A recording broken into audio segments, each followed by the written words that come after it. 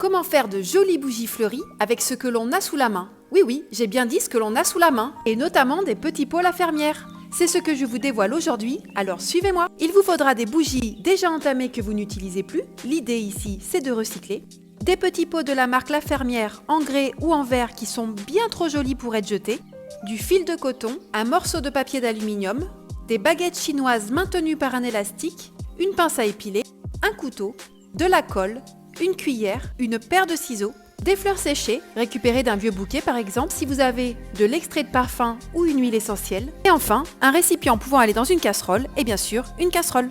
Commencez par couper en petits morceaux vos bougies usagées et mettez-les dans le récipient. N'oubliez pas de retirer la mèche et le petit bout de métal qu'il y a au fond des bougies. Mettez la cire à chauffer doucement au bain-marie et remuez régulièrement jusqu'à ce qu'elle devienne liquide. Si vous en avez, rajoutez un peu d'extrait de parfum ou d'huile essentielle pour la parfumer.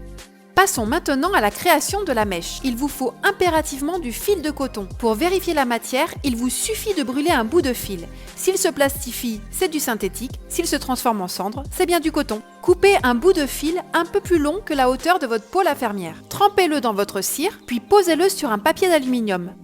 Mettez le tout au congélateur durant 5 minutes. Ça y est, le fil a durci. Maintenant, coincez-le entre les baguettes et placez-le dans la bougie en faisant en sorte qu'il soit légèrement décalé du centre. Allez, hop, on verse la cire. Attention, laissez bien 1 cm entre le bord du pot et la cire. Maintenant, on laisse refroidir.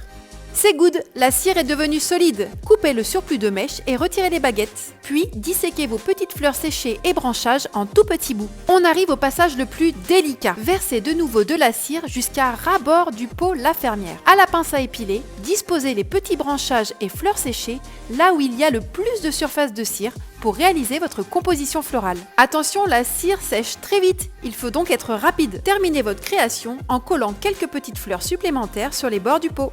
Je suis vraiment fan du résultat. J'espère que mes jolies bougies printanières embaumeront également vos journées.